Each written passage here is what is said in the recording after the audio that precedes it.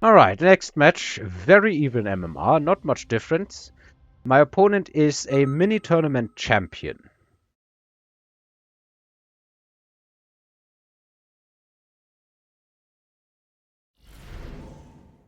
Alright, give me something decent here. Marksman specialist with extra marksman and sledges. Yeah. I think that is decent enough for me. Honestly, I'm not sure if it's a good pay, but if you just spend your first money on getting some additional, what's it called, assault mode marksman in the first round. Well, I guess you can't really get more unless you sell like a pack of your whatever your tier 2 unit is. But that would be a sick play. Round 1, start with 4 marksmen, instant assault mode, go get him. That would sound like some really dirty aggro player strategy. My opponent has phoenixes, but I think he's gonna be very sad to see what I have. He is giant specialist, alright.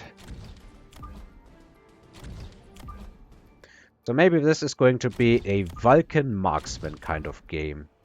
I guess let's put the higher level marksman on the inside maybe. And see where we're going from here. Phoenix is stacked on one side, where the less powerful marksmen are, but I guess it doesn't really matter all that much. Arclight's a very decent choice here. Though I hope that my sledges will carry that. The sledges are super important. Still, I don't particularly like the chance against Phoenixes in the earlier stages of the game. I just have so many resources tied up doing nothing productive. And I'm probably not going to get the tower quickly enough, because there is enough in my opponent's in the way of my opponent here. Or on the side of my opponent here. I guess one crawler is trying to get that done. But he's going to get the tower, and that's probably going to be it for my... It's going to not work. There was too much stuff here. This is why you want to stack your phoenixes, basically.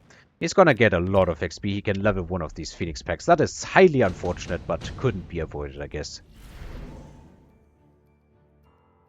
Nano repair kit's not going to do much, I think. But I can keep it around for later. I think what I want here is an additional pack of sledges on that side. And some crawlers. Some later arriving crawlers.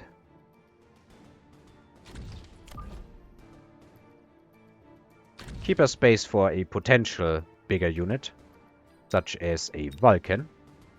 And I guess let's go from here. Yeah, he does level that, which is absolutely reasonable here. Nano repair kit. Oh, he does throw a missile. He really wants to win this side again and get those juicy experience points. I guess in this specific situation it is actually worth it. I do have some sledges, but why would this turn out better than before? I don't think there's a particular reason why this would turn out better than before. Now that the phoenixes here have a level. Arclight's still going to kill everything that I have in the way of chaff. And the late Fangs are going to do an absolutely amazing job at everything else. I don't get a single Phoenix dead. The marksman is once again going in for the death. Not for the kill, for the death. Yeah, the late chaff is working out so nicely for him. I do get one of the Phoenixes dead, but he once again gets a lot of XP from the marksman. That missile was a lot of value. Alright, maybe it's fortress time, or should I go for something more durable? What will my opponent pick? I think it's definitely reasonable for him to pick fortress. I have a lot of sledges. So maybe this round I go pick fortress as well. I think that's a decent play. I need some health in the way here. And I can heal a lot. So for now, let's go with that.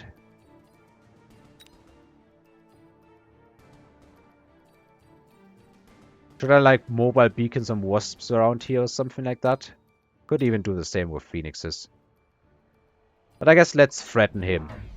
Threaten him with fortresses. For the moment. I intend to use other units later on as well. Is he gonna missile again? Oh, he's going for the Saber-tooth. That I didn't expect.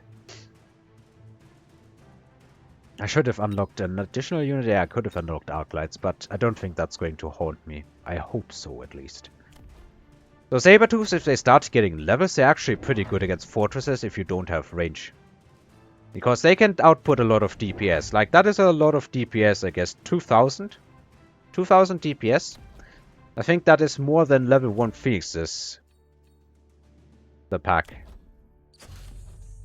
Or maybe it's equal to that. I'm not entirely sure. We have some Stormcallers in the mix now, okay.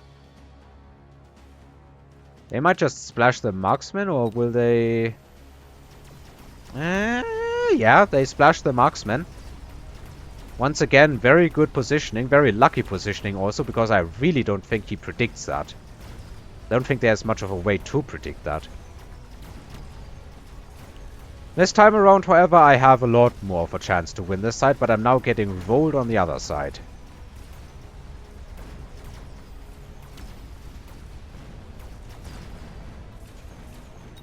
And again, the level 3 marksman is putting in enough work.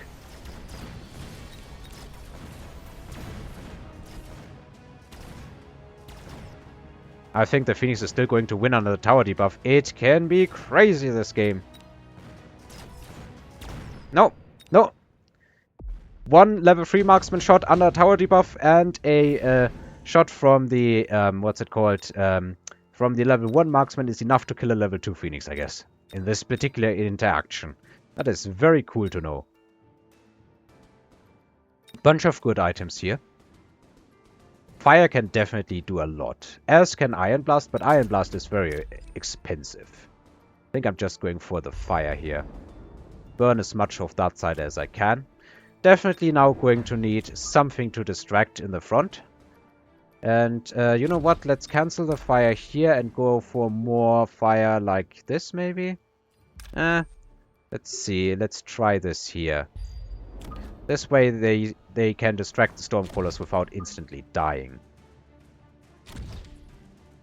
Do I go into Mass Fortress from here is a question I'm asking myself. I can definitely put some levels on these units. Do I necessarily want more sledges? Or levels in sledges? I think the sledges are going to get destroyed all too quickly, so I think it's time to kind of sell out of them, but I'm going to need some more chaff clear. I think this might be where the Vulcan now comes out.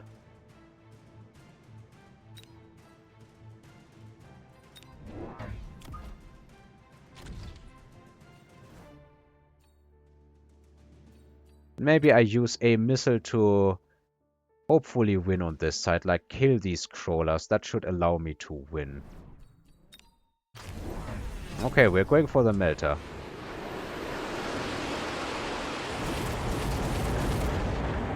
That does counter fortresses. Up to a certain point. The melter has the heal. Okay. So if it does a lot of damage, it's going to heal a lot. Definitely good against these fortresses, and the fire kind of works against me. It's like everything I do, I'm starting to be hard countered instantly. That's the feeling I'm getting here. Around that it would make sense I sell the sledges. Because sledges are pretty decent in here right now. Well, I don't think it matters. I would win this round very convincingly, I hope. Yeah. Finally, I get another round. I need that as a confidence booster. Do I sell out of fortresses now and go into mass smelters myself or something like that? Could even Vulcan drop for some fun. He could also Vulcan drop me for some fun, I guess. Choices, choices, ladies and gentlemen. Choices, choices. I was able to win that round with the combat power, but with the combat power is the emphasis on that. And this melter is getting bigger. I think I need to go for my own melters here. Don't know if I'm going to buy necessarily a lot more marksmen. So I think I'm skipping right now. Can definitely see those marksmen getting elite soon. So what I'm thinking I'm doing is I'm kind of switching around again, but getting another one of these. And maybe go for additional... hard to say. Hard to say what I really want here. Maybe what I want is some Stormcrawlers. But they are kinda easy to shut down, I guess.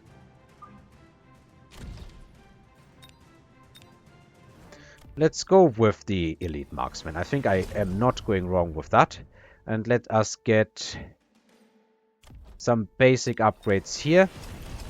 And then I kind of do want upgrades into this. And go grab another set of crawlers and put that in from the rear here. I think that's asymmetrically. Yeah, I messed that one up. Out of time, unfortunately. So basically we're going to see if Vulcan Marksman can beat what my opponent has. Sledges and Arclights, I guess, at this point. I think he's starting to sell off the Sabertooths. So now I'm actually not opposed to more Sledges anymore. They are doing a lot of work here.